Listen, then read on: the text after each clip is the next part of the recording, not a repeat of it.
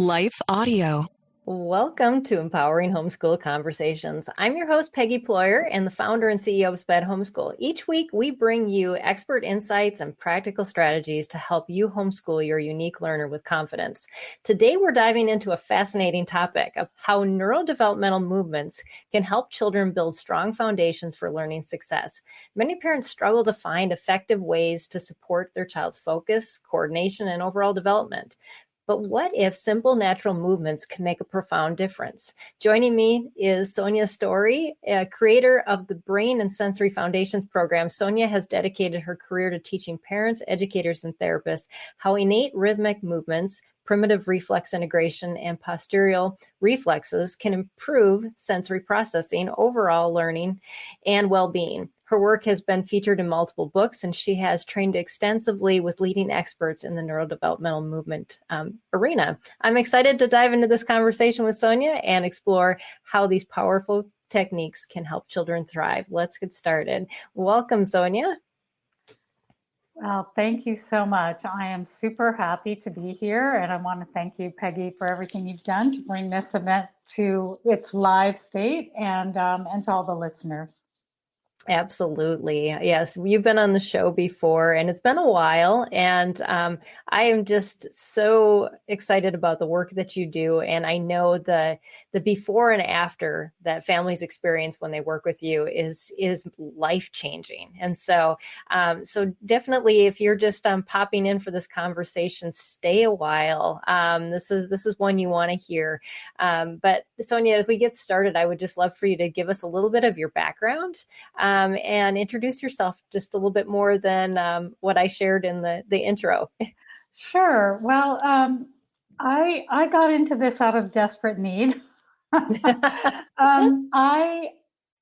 it was just so much fun. You know, when you were just saying, stay a while, stay for the whole conversation. I got one little piece of this at the beginning through a book, and I just kept being more and more fascinated. I fell in love with not only these movements, but what they could do for us and for our children. And the way I fell in love with it was through direct experience. And I first started in my own body, and I was like, wow, I'm feeling a difference here. And then I started with our two children, and that's where the desperation comes in, because I was a young homeschooling mom, and our first daughter tended to be more hypersensitive. She had had a traumatic birth, and she had some hypersensitivities left over from that, which I didn't realize until I got into this work, you know, really what we were dealing with. And I just knew she was very sensitive. And then our second daughter had a very stressful womb life because I had some issues that were very stressful at the time. And so she tended to be more hyperactive. So I had one very hypersensitive, one very hyperactive, and then I had my own challenges left over from my early childhood. And the mix just did not work. I'm telling you, I was in tears a lot, way more than I ever expected to be becoming a mom. And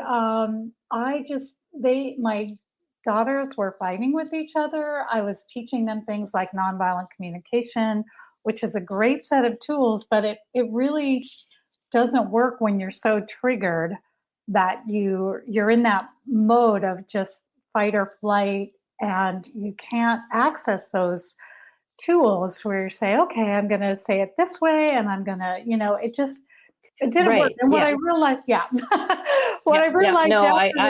was there at one time with you. Well, I realized afterwards, once I understood this work, that what we needed to change the nervous system itself. And when I started using these movements, also, by the way, I should just say, one day I was yelling at my children for yelling, which I think I've shared with you before. And I just thought, wow, I'm so off track. And I was so praying for a solution. And I was also praying for work that I could do that would allow me to help others and would be something that I could um, utilize my skills that was good for my skill set. And Right. it didn't come for a long time because I was a mother and that was my main focus. But then I was in my early 40s. I was actually kind of an older mother when we had our last child. And so I was in my early 40s when I found this work, and in a deeper way. I had actually a couple years prior just got a few little things out of a book that did help us. I can actually share one right now. We did this position where some people may be familiar, but the thumbs go down, the arms cross, and we do this. Yeah. You go through. Mm-hmm. That was the thing that saved my kids from so many fights. I couldn't believe it. And so Wow. we made a rule that we were going to do that if ever things got intense or someone was raising their voice or someone got off track, then we would sit and do that. And I said we have to do it for a minute and we have to do it in silence, and then we can talk about it. And it just changed everything. Usually after Wow. a minute, they just went off and played. So that was the first thing I learned. And then I really wanted to learn more. So then later, when I was in a position where I could go to classes, our youngest was by then 6 or 7. No, she was 6. I started doing all this work for myself and I realized, wow, this is amazing. Because, see, I had low level anxiety and overwhelm that was Mm. just constant. I just didn't know any different. It was my Right. default mode. Exactly. Yeah, and I didn't realize there was another way to be. I just Right. realized like that I was struggling and I was um I didn't know that my nervous system itself was not fully functioning well. And Right.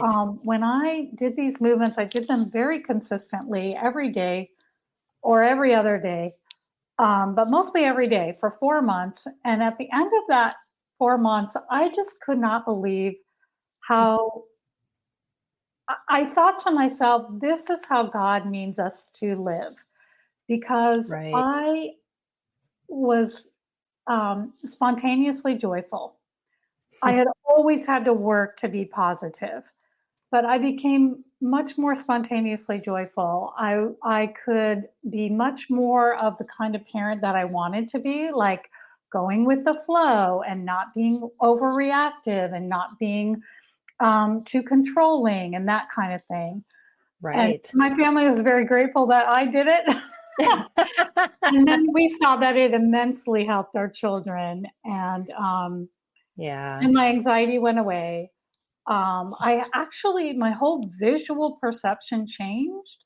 I used to like not be able to Kind of see like as tunnel vision clearly, almost. and I couldn't. Yeah.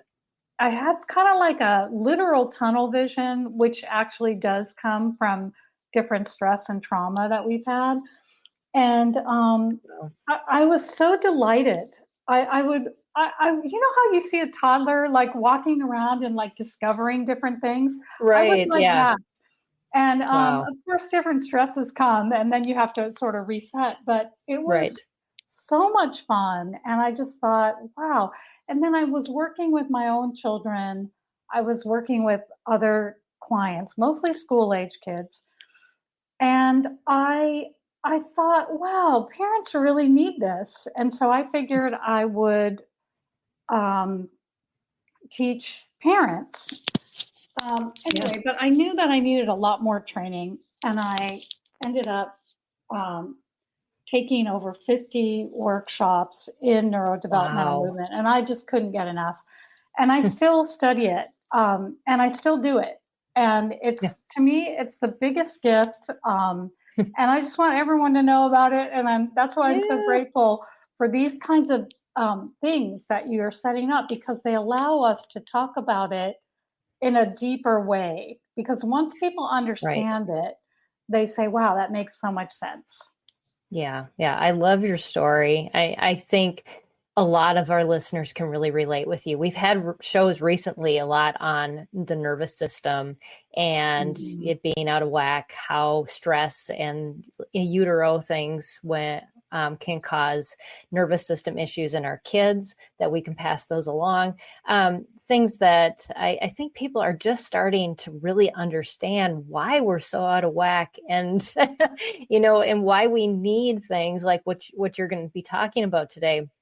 But you're coming from a place of understanding, and not just a professional understanding, but from a place where been there, done that. I get you, and I want to help because this has helped me, which Yes. is so practical, and also gives hope to parents out there that are going, I don't know what to do anymore. And I remember being in that place. I had anger issues with my kids, and I don't exactly know, the method. I know God helped a lot in that process. Yes.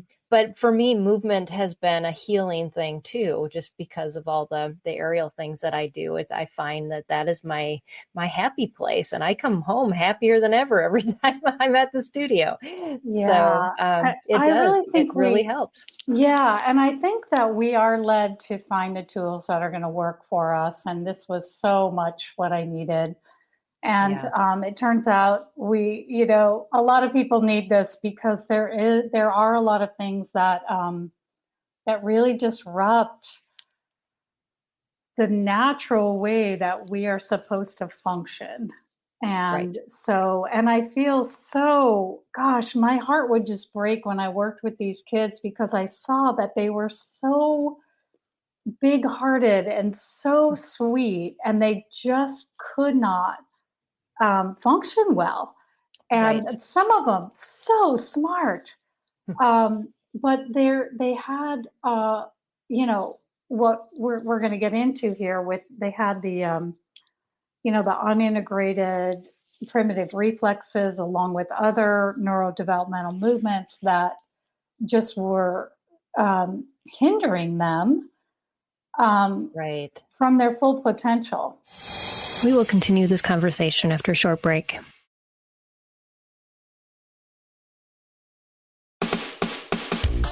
This is Empowering Homeschool Conversations, provided by SPED Homeschool, a nonprofit that empowers families to home educate diverse learners. To learn more, visit spedhomeschool.com. Well, I would love for you to talk about what are neurodevelopmental movements and why they're so important for learning and development. Yeah, well, I know I created Yep. a You got, presentation. Are you yep. I okay? will pull that up for you. Okay, wonderful. And then do you make the slides go I can when move you're them in? for you. Yes. Okay, Uh-huh. great. Okay, well, so that's a little bit of my background, which we already talked about.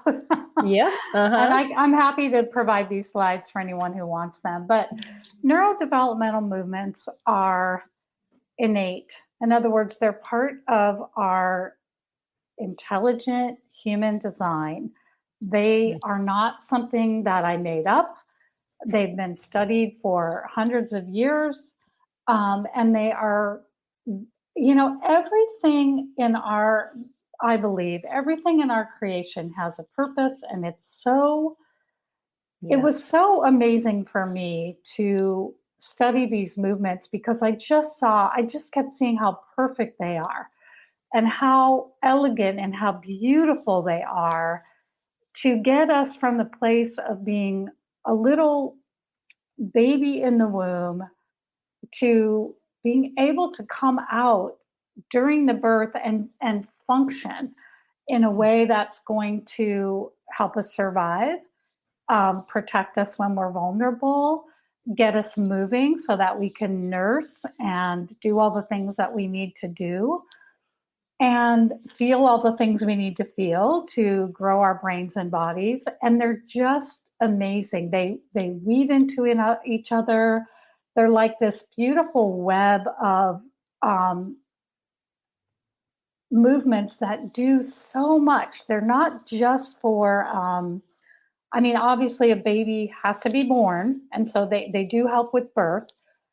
Um, But they're automatic. They're part of our, that's why I said they're like hardwired into us. They're automatic in our brain stem. So it's not like the baby goes, oh, I'm going to stretch. No, the baby turns the head a little and then the stretch happens automatically. That's the ATNR reflex. That's the first picture up there on the left. Okay. They're automatic. So God didn't leave these to chance. They're so important that they were wired into us from the beginning, not only to help birth, not only to help us become upright and walking and talking toddler, but to provide the foundation for all of our future functioning. So just about nearly every skill depends on this foundation. Wow. And there's walking and then there's walking. And what I mean by that is, sometimes we take it for granted. I mean, less so now because so many children are having challenges. But when I grew up, and I'm in my early 60s, it was nobody questioned whether you would walk or talk. You just walked and talked. Just about everybody did, unless they were really serious medical handicaps and challenges. Yeah. But now, it's so tragic because there's so much disruption to these movements that when I say there's walking and there's walking, what I mean is there's walking that's aligned and comfortable and smooth and flowing and rhythmic. And then there's walking that has compensations where you don't see the arms swinging. Like if you just watch your child walk across the room, notice if it's smooth and flowing, if the arms are swinging with the legs, because that's what the way human beings are designed is that we do all these rhythmic movements at the beginning of life, in the womb, during early infancy, and we have these things called primitive reflexes and postural reflexes. They're all automatic movements that every baby will do as long as they're healthy, as long as they're not stressed, as long as they have room to move. And they get us going for all of our needs, not just in the moment as babies, but for our lifetime. They set us up to be able to learn. They set our brain to be able to be mature, and our sensory systems.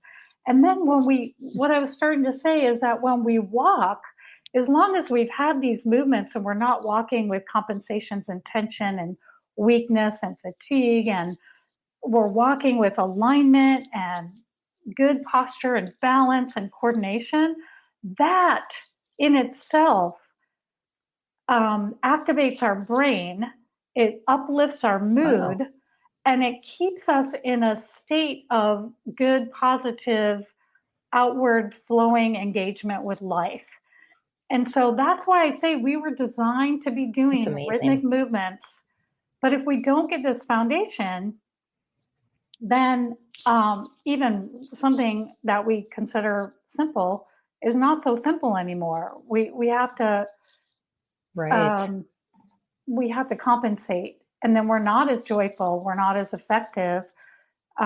Learning is hard, all that stuff. So they're crucial movements. They're so important, and that's why, like I said, God didn't leave this to chance. They're automatically wired into us. So, that's what a the really good neurodevelopmental movements explanation. are. Yeah. So you created this program called the Brain and Sensory Foundations Program. And we're talking to homeschoolers primarily. I mean, other people do listen to our broadcast and podcast, but especially we're targeting parents who have children with learning challenges. How is what you're talking about helpful to them? Yeah. Well, this is a great slide actually, because if we didn't get what we were supposed to get in infancy with these movements, we have two very different outcomes in terms of our foundation.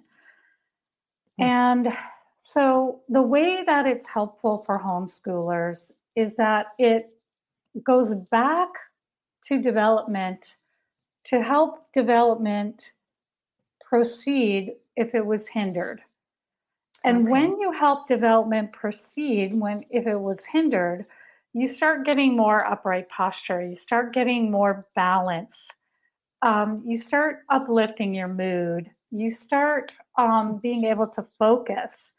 You get the brain maturity that you were supposed to get. You get the sensory Wow. integration that you were supposed to get naturally. And that comes with it the ability to learn. See, all these things you see on the bullet points here on this slide: posture, core strength, balance, muscle development, sensory development, focus, speech, social, emotional skills, and learning. They're all dependent on this foundation. And that's why I show the Wow. babies in the top row, they're so much different looking than the ones in the bottom. The ones in the bottom are slumped. They don't have their core strength. They don't have Right. the ability to fully breathe and get Yeah. oxygen, the oxygen that they need. They don't have as much room for their internal organs, and their spine, the spine is curved. Well, the spine should be aligned. And, it's going to be the more you grow from that infant state that wasn't fully set up, and Right. you gain weight and you're expected to do things because you're older and you're tired. I even had I was reading an email the other day, and the woman said, my husband comes home from work and he's exhausted and he doesn't have any energy to do other things that he would love to do. And she's like, now that I'm in your course, I can see why. Oh, And wow. now she has the tools to do something about it. Go ahead to the next slide. I think Sure. I included okay, so we've already talked about why these are important. Yes. And there's physical, social, emotional, cognitive challenges if we don't get them. Go to the next slide. I just want to see. Oh, and then this was my issue where I had things left over from infancy that never got completed, and I had anxiety. And there's research about that when Wow. children don't have these early movement skills, it leads to anxiety later on, and it's predictable. Wow. And so go to the next slide. I'm gonna Yeah. I Yeah. want to see It's fascinating. okay, anyway, somewhere in there's a slide where it shows that when you're hopefully I put it in there, but I can always supply it later. When you're younger and you start gaining weight and growing older, I guess I didn't include it. Oh, I'm so okay. sorry. I Nope, will. that's okay. I will put it in there, and then we can link to it. I'll send a link.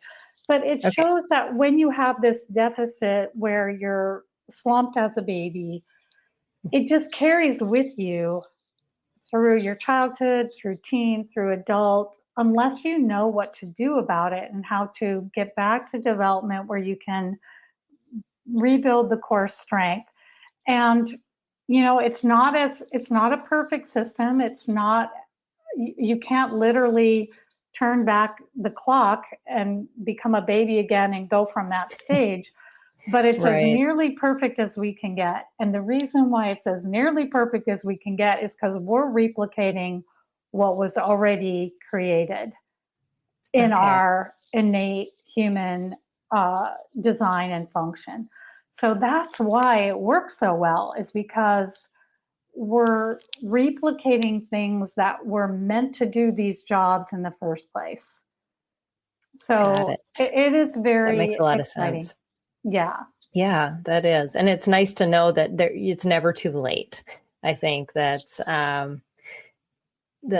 it's just hopeful for everyone because It is never too late. We will continue this conversation after a short break.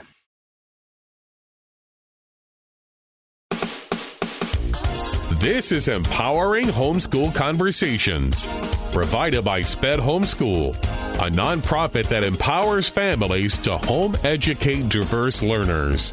To learn more, visit spedhomeschool.com.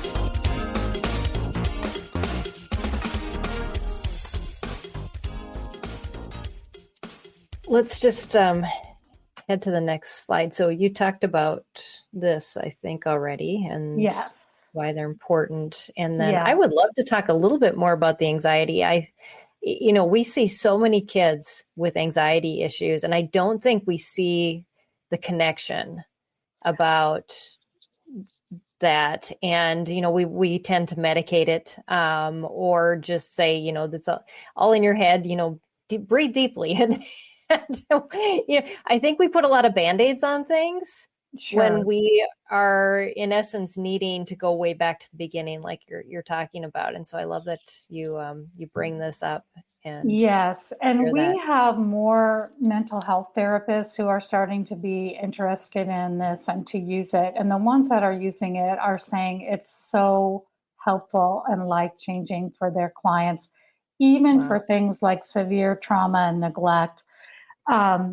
It's phenomenal. And the reason is because this is the way humans are designed to mature out of states of anxiety. And I'm so glad you asked this question, Peggy, because there is actually a reflex. It's a primitive reflex, which is part of the neurodevelopmental movement system. And it's called the Moro reflex. And it's a startle response. And that is there for a really good reason. We need to have a way to alert the caregiver. I don't know if people can see me on this, but I think they can, if I go like this, you've seen the baby like shake and startle when, some kind of sensory input comes in, either they were jostled or they heard a loud noise, and they'll do this kind of thing. So if you're around infants, you'll see that, newborn infants. Ideally, this thing will happen because it's supposed to. Right.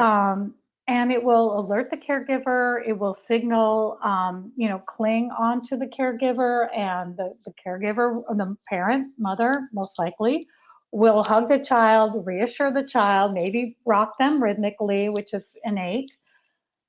And then they start to settle down and they go, okay, I'm safe. But if you are never able to get that response out of your body, then you're going to be constantly, to one degree or another, reacting to sensory input. That was my issue. I was hypersensitive because I had this underlying primitive reflex in my system that never went away. And these things, there's a spectrum. So it's not like an on-off switch. It could be like, it's partly integrated, but not all the way. And so there can be mild to severe responses. But the thing is that if we do not integrate this primitive reflex, and that means it should be dormant at about the age of 2 months, 4 months at the latest. If it's not, and you carry that with you, it's such a problem because it keeps you in a state of fight or flight. It keeps you easily startled. It keeps you irritable. You might have things like hypoglycemia, because when you're in a fight or flight state, your body wants to burn glucose. It wants to burn sugar because that's what's going to get you able to flee if you're in danger. So if you think of an infant being in that really raw, vulnerable state, and you go, wow, and that's still there. I mean, I remember one little boy that I was working with, I think he was 8. And he said something like, when I'm in school, and this is not so much a homeschooler issue, but he said, when I'm in school and our teacher gives an assignment, I can hear all the little taps of all the little pencils on the desks when I'm trying to write. And it drives me crazy. Yeah, that hypersensitivity. And I mean, in a way, this could, like, if you're homeschooling, there could be lots of other kids around, lots of other things going on. And so one way or another, we have to be able to learn to filter sensory input and to function and to not get so irritable. The other thing about that Moro is that it comes with adrenaline and cortisol, because it's a survival and protection response. Absolutely. Yes. Yeah, so we know that that makes us more sensitive because when we're in an actual emergency, we need to be hypervigilant, hypersensitive to see where the danger is. Do I have to fight? Yeah. Do I have to flee? What do I have to do? But again, if it continues on, it really wreaks havoc in our ability to function. And Absolutely. Yeah, because you so, can't stay in that and really live live a life. You're just constantly reacting all the time. yes. And my heart went out to you when you said you had anger issues as a parent. I did too, Yeah. because I had this hypersensitivity, hypervigilance. Mm-hmm.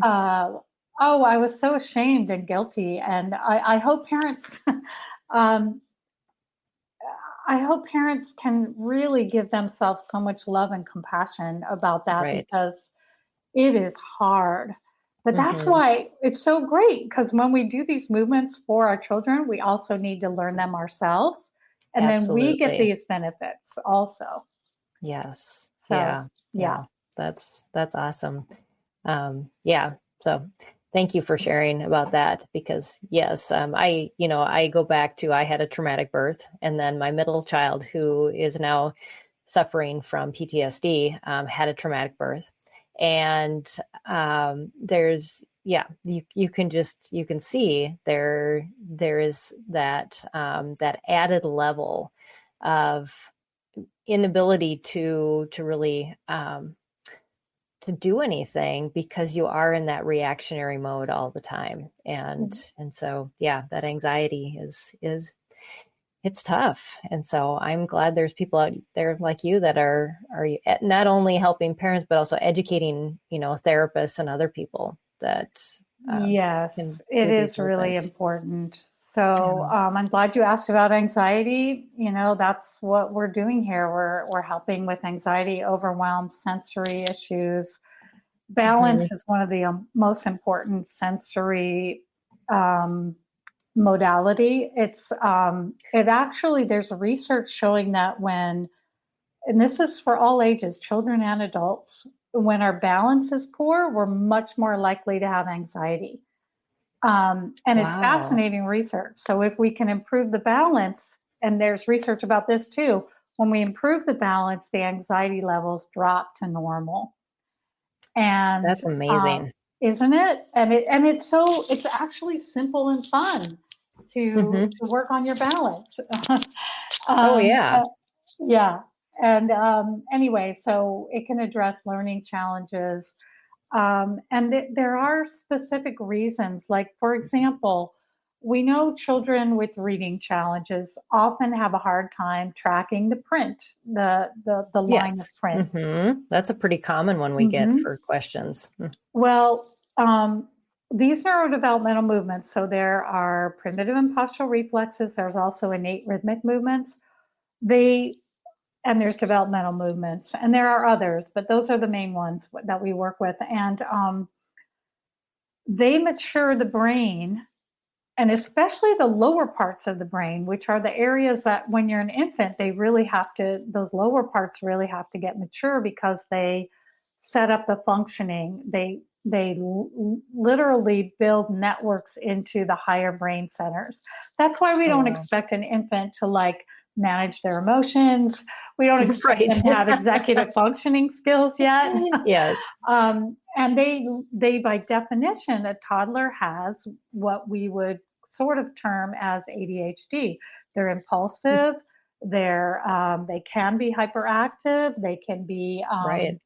interruptive. They're not going to sit and focus.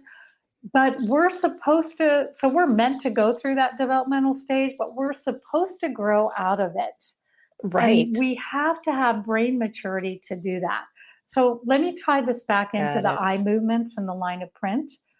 When Yeah. we um, when we develop the brainstem and the cerebellum and the basal ganglia, that links up to the higher brain centers. That develops those pathways so that we can focus, so that we can control our impulses, so that we have our executive functioning skills, so that we can communicate, solve problems, but Hmm. also there are direct links from these lower brain centers to the eye movement centers of the cortex. Oh, And so when you start doing, especially the rhythmic movements that especially help the cerebellum, it not only promotes focus and good sensory processing, but it allows the eyes to move smoothly over a line of print. So we've it's seen amazing. even just a few minutes of day, and there's research about this now, a few minutes of day of just rhythmic movements that are really soothing. Kids love them for the most part. Some kids are hypersensitive, and then we have a special thing to help them get to that point. Got But it. most kids love them and will ask for more of these rhythmic movements. And then they start reading better. Like their Wow. reading fluency goes up. They found that with a group of kids, this was a study out of New Zealand, they gave the kids rhythmic movements at school for, I think it was 5 minutes a day. It was either 4 or 5. I'm pretty sure they gave them 4 movements for 5 minutes a day. It might have been 5 minutes for 4 minutes a day, but Okay. because there's 2 studies actually. One was done by, but I get them mixed up. But in any case, it was a very small amount. But as long as they got it 4 days a week, their reading scores improved. And they Wow. were able to start integrating these reflexes. And that's the other thing is that when you do these really soothing rhythmic movements, they're the first step in helping integrate the moral reflex that I talked about before, the startle. So Wow. it's phenomenal. I get It's very amazing. excited talking about this. Yeah, well, that's good. Yeah. You got to be excited about what you do, because if you aren't, then it's Yeah. yeah. So And I there's a know, lot of research too that you talked about this research, but just more and more research that backs up all of these different movements and things that you use. yes, and there is a body of research that's at least 5 decades long, showing maybe 6, maybe more, showing that when we have deficits in these neurodevelopmental movements, in other words, we can tell that they weren't completed.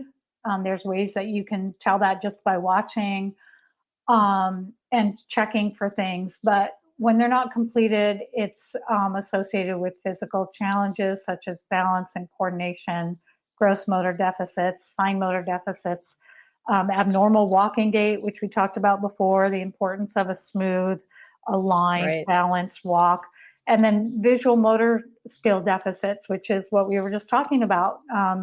The eyes need to work together and they need to be able to work smoothly and efficiently. And these movements are how you get there. That's how we're designed for your vision to develop. And then if you Yeah. go to the next slide, you can see that not only it's physical challenges, but also a lot of research about how there are social emotional challenges and mental health challenges. And here's the thing that I especially want to share with homeschooling families is that this can be very joyful to do for the whole family Yes. because all the kids need it. They do. And the adults need it because we Right. live in a time and place that is very stressful. I mean, we have all kinds of things going against us, which is why I don't want parents to feel guilty about anything, because it's just so hard right now. There are so many toxins in our world, Yes. plastics, pesticides, herbicides, there's Yeah. electromagnetic radiation, all these things Yeah.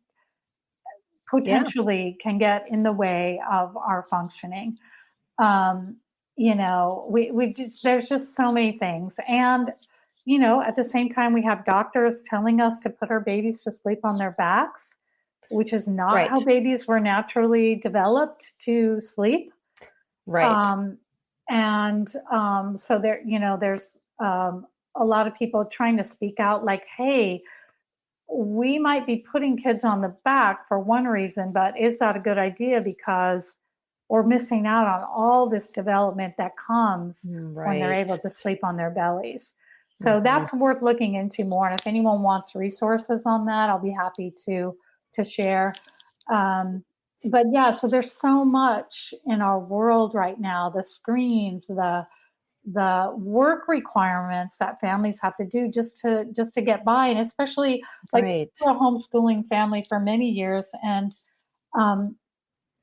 having one income, that's pretty, that can, usually a lot of times there's just one income, and I don't ever regret doing it because I really wanted to be there with my kids. Right. But there's just so much that is, that can get in the way of proper development. Like for me, my doctor said, don't put your baby on your belly to sleep. And I thought that was what I was supposed to do. So, right.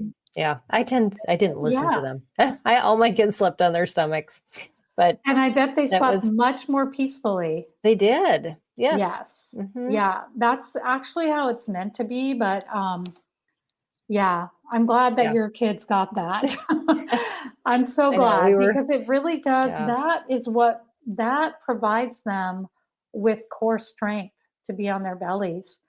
And it gives them so much more input because the limbs have something to push against. If you're on your back, your limbs have nothing to push against. And you miss out on so much development when you don't have that time in prone. So that's good for you. That was just something I needed sleep. So I was like, they're not sleeping on their backs. We're going to the front just because they're happier and I feel better. Yeah, it's so good that you had that awareness. That's wonderful. Yeah. We have to bring that that knowledge back. But anyway, we showed how this is associated with social emotional, but also cognitive. There's research, people can look this research up that if you have these unintegrated primitive reflexes, which are part of the neurodevelopmental movements, you can have reading, writing, math, and developmental language challenges. Peggy, just go back to that one slide, just the one before. So, no, sorry, it was just the one slide before. Okay, stop there. So I just want to point out this study, which is why I said, everybody in the family should be doing this, because in a study of 120 apparently healthy children, ages 3 to 8, without a neurological disability, this was in Spain, 89.5% had incomplete neurodevelopmental movements. Wow. That's a lot. And it may be even more in this country. Another study I read came out of the UK. Again, it was 120 school-aged children. I think it was 4 to 8 in this other study. Out of those 120, only 3 showed no motor abnormalities.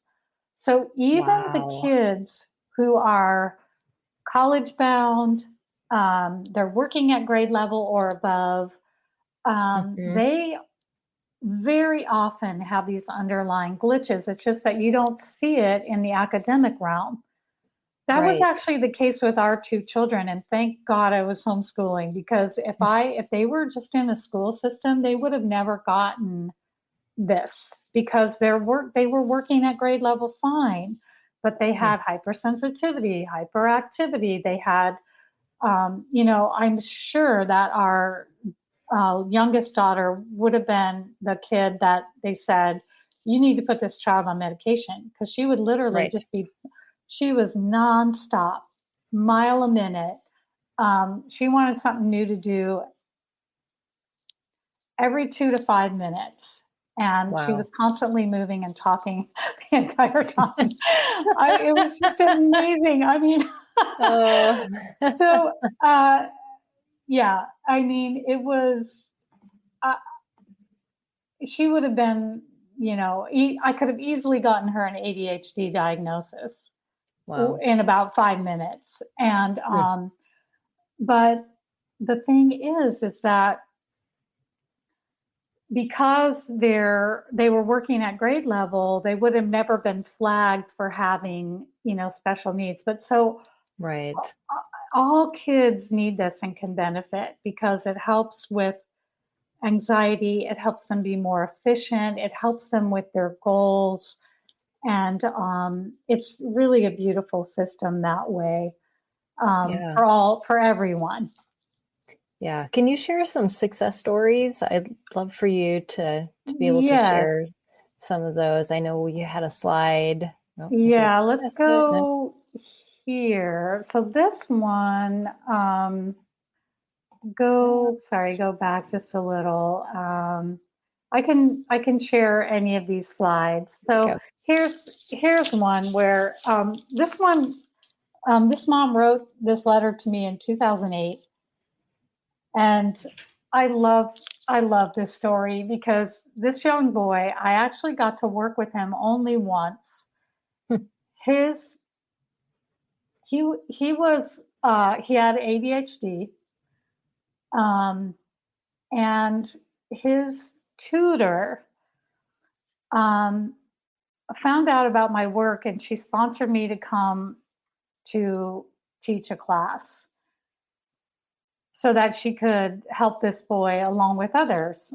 And I ended up going to her home and staying there while I was teaching the class. And she said, "See this closet door?" And she said, "This is where I teach Andy." And he wasn't trying to be bad, but he just somehow like fell into my closet door, and now it's off the hinges. He's just so wild, but he's like a bull in a china shop, but he can't help himself. He's a good kid. This kid was just precious. So I got to do a demonstration with Andy during the class that I was teaching, and I did a demonstration session, and he was so fun to work with. And he was a twin, and his goal was that he wanted to beat his brother at billiards. So we acted that out, and then we did movements, and we just had a lot of fun with it. And so his tutor learned the movements. She taught his mom. His mom did them at home. And his mom wrote to me 4 months later. I think it was about 4.5 months later. And she wrote this most beautiful letter. You can read it online. But what she described was how he made gains in his academics. He had been behind almost 2 grades in academics. And he had caught up, and he tested in grade level, except for one subject, which he was only 2 points off. But other than that, he'd been 1 to 2 years behind. He was testing at grade level, but he also made huge gains socially. She said he enjoys riding his bike now. He'll go out unprompted and just ride his bike. And she said it was a real time for them to bond. And so here you see when you do these movements, this is what I love about this, because it helps with physical, social, emotional, and the cognitive and learning piece.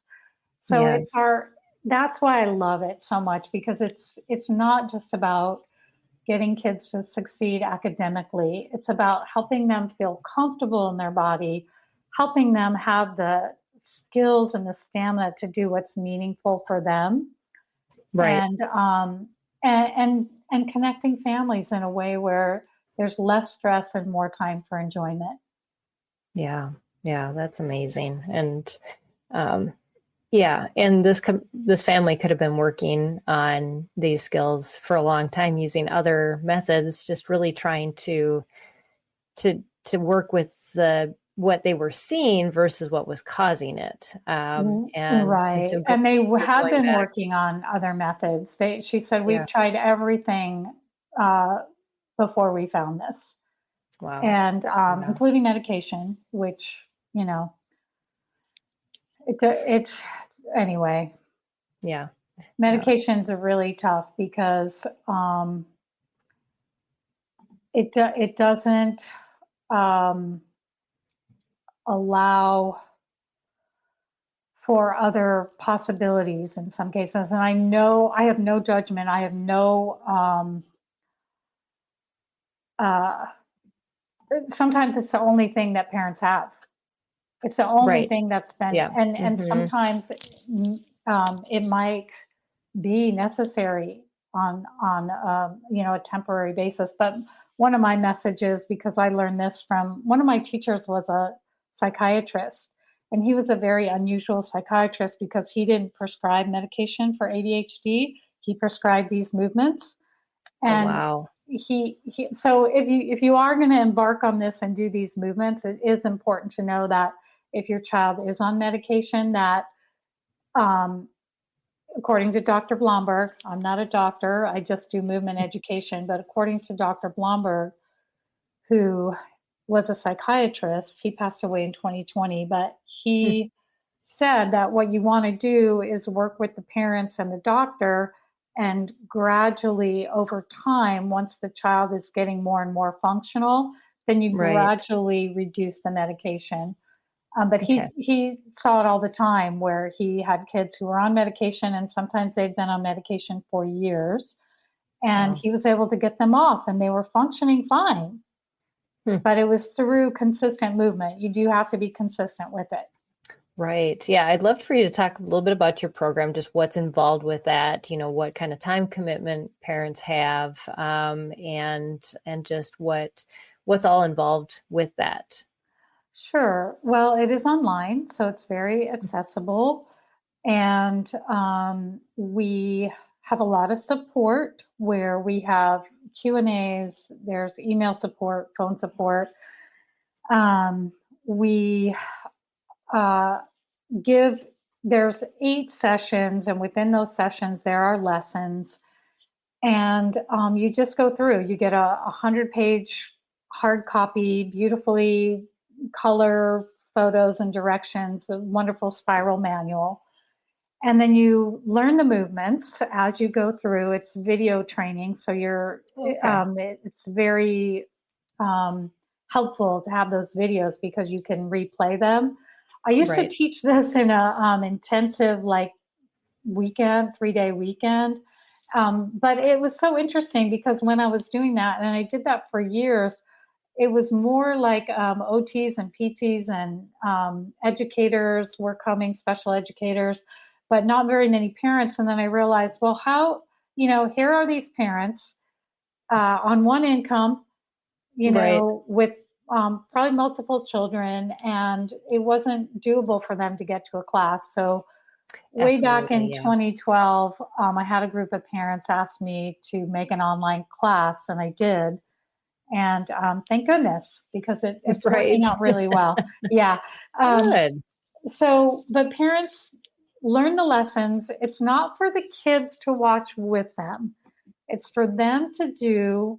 It's their own time to learn. And then they practice the movements first, and ideally in front of the kids, because then the kids can go, "What are you doing?"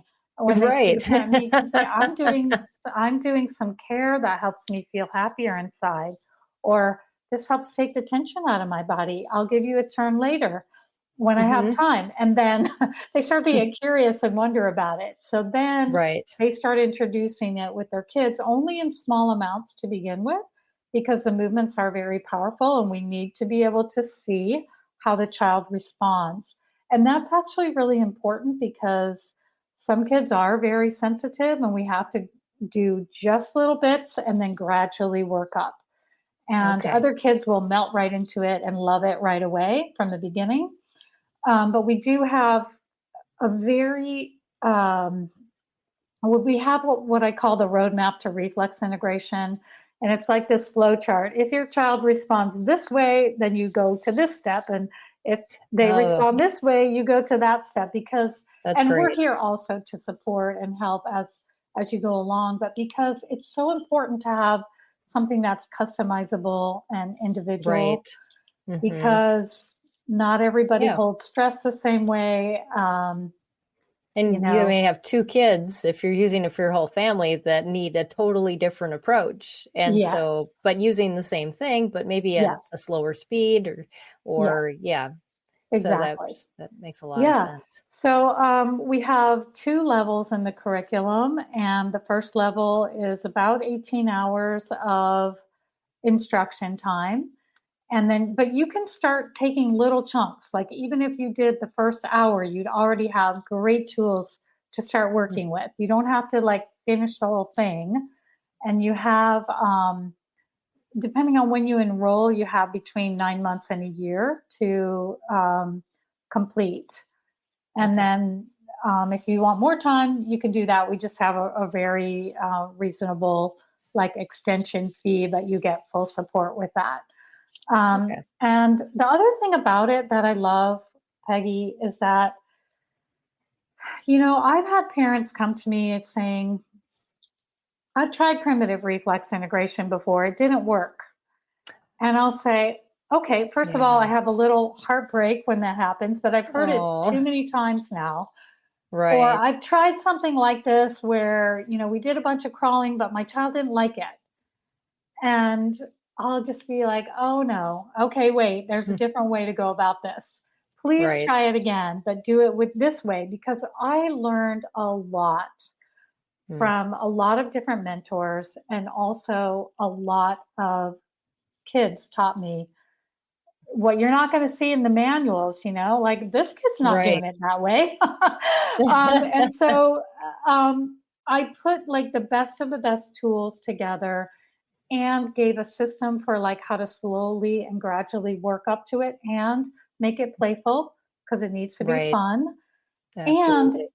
there are other things built into it that take the stress out of goals, um, which is really important. So those are things that are integrative movements that support the neurodevelopmental movements. Got Because it. yeah, and so there are things where the parents stay motivated because they can see changes happening usually pretty quickly. Even like one woman told me she had two young girls with special needs, and she said just the first session of all of the 8 sessions of the first course, she said that was more impactful than anything I've ever done for my kids. And that Wow. was the first session That is was the all about the first. rhythmic movements. So Right. there's a brain tune up and then rhythmic movements in that first session. And then we go through each of the reflexes from there. There are, so that's a thing about Right. other primitive reflex integration approaches is that you really want to start with the rhythmic movements because they're calming and maturing. And remember, I told you And about the yeah. startle reflex and the fact that Right. that could leave you in a stressful state? Yes. Think of that in terms of muscle tension. So when we hold stress, our muscles are tense. When we have Right. unintegrated primitive reflexes, our muscles are weak, which also leads to muscle tension because we tense them up to compensate. Right. So you're Um, doubling it up. yes. And so Wow. when we start going in and stimulating these reflexes in order to integrate them, it can be uncomfortable. It can be a little Right. like, wow, what's going on here? It can be Mm. emotional. They're intense because they bring us right back to our most vulnerable state. So I learned after years of observing this and then asking other practitioners, hey, are you seeing this? And is this how you are going about it? And they'd be like, oh, yes, that's how we do it because that's what I found too.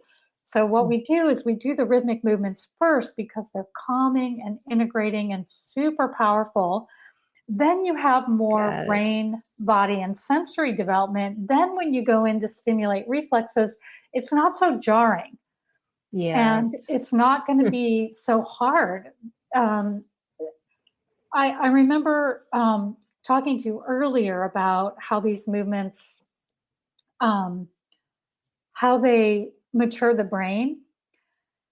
And one of the things that that brainstem does when it's mature is it um, modulates muscle tone. That's one of its jobs, but it can't do that job until it's mature. Right. So that's why when you start stimulating the brainstem and getting it more mature with the rhythmic movements, it will help with muscle tone, muscle strength. And then when you go to do the reflexes, it's much easier. So that when kids will resist things that are too hard, they're going to resist things. They're going to find a way to say, no, I don't want to do that. So you have to make it easy for them at the beginning. You have to make it fun. And then they'll be willing to do more challenging things. Absolutely. And that's such a beauty. The other thing I just want to share for the parents who have kids who are more on the hyperactive state, one of those brain or lower brain structures, it's like a cap over the brainstem. It's the basal ganglia. That has to be mature in order for the child to find the ability to be still. That's the part of the brain that gets damaged in Parkinson's disease, and we have the tremoring going on. Oh, wow. They're not able to be that. Somebody who has that level of damage can't be still, and they have tremors. And so it affects our movement, and it affects our ability to be still and to focus. And you get that maturity through the rhythmic movements, and then you have more function. You have more stillness, focus, muscle balance, muscle tone, muscle strength, and sensory development. And so once you have that, then you can go on to the reflexes, and from there you can just weave that wonderful web of development. They all the movements intertwine and support one another. We learn them linearly because we kind of have to, because we're piecing this together. But they all work together as a beautiful system. It is. It's so fascinating. I guarantee that anyone who experiences these movements will fall in love with them. Maybe not to the extent, because I became completely obsessed with them for so many years, and I still am. But you'll just fall in love with what they can do for you. And the other thing about other programs is that oftentimes they might give you 4 or 5 or 6 primitive reflexes to work with, and that's good, but it's way better to do a fuller, more broad range, because they do all work together and support one another. Yeah, that's a great point. So we have 11 primitive reflexes in our first level course, and then 11 more reflexes and early responses in our second level. So it's a very comprehensive. And actually, Peggy, if you want to go to the last slide, I don't know how much more time we have, but we're actually out of time. Okay, so I'm let going me to have you wrap up here. Okay. So we have this free gift where you can get a chart that gives you a whole checklist. And I'll share that link in the show notes. Yeah, you can share that link where you can get a free gift, and you can see all the different reflexes and responses that we share in our 2 classes, the first level and the second level course. But and it'll show you, if this reflex is not integrated, here's what you might see in your child. So you can go down the checklist. It doesn't include the rhythmic movements, but that's just something to know, that we have those rhythmic movements in the course. And so it's a great way to stimulate your thinking, and a great way to kind of get started.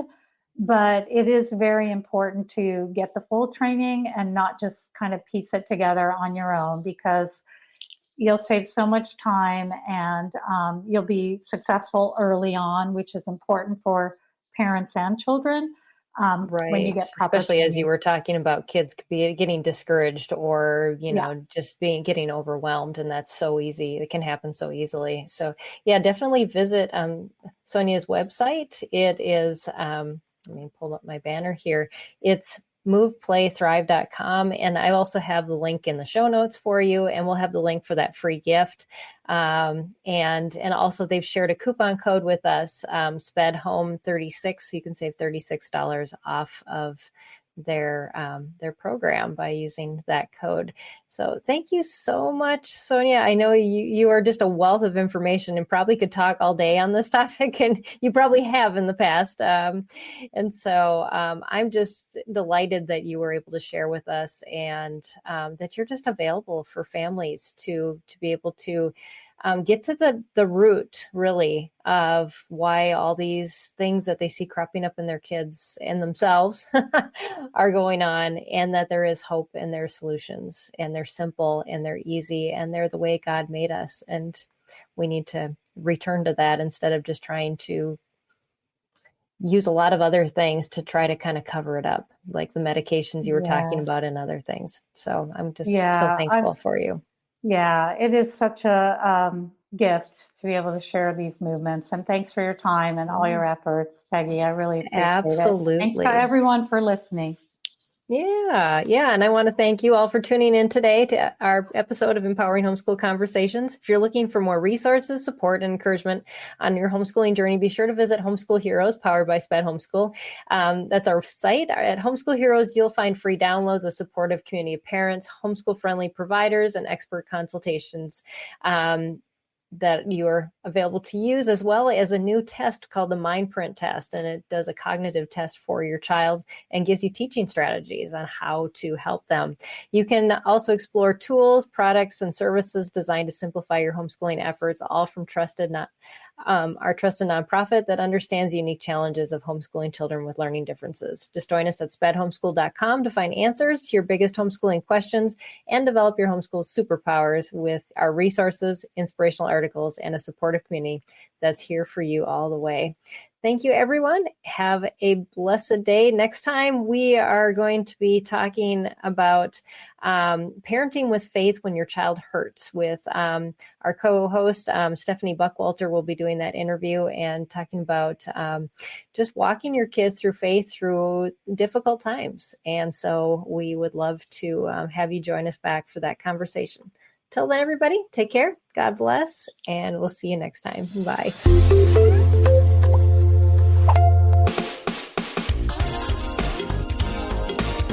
I want to take just a second to thank the team at Life Audio for their partnership with us on this podcast. If you go to lifeaudio.com, you'll find dozens of other faith-centered podcasts in their network. They've got shows about prayer, Bible study, parenting, and more. This has been Empowering Homeschool Conversations.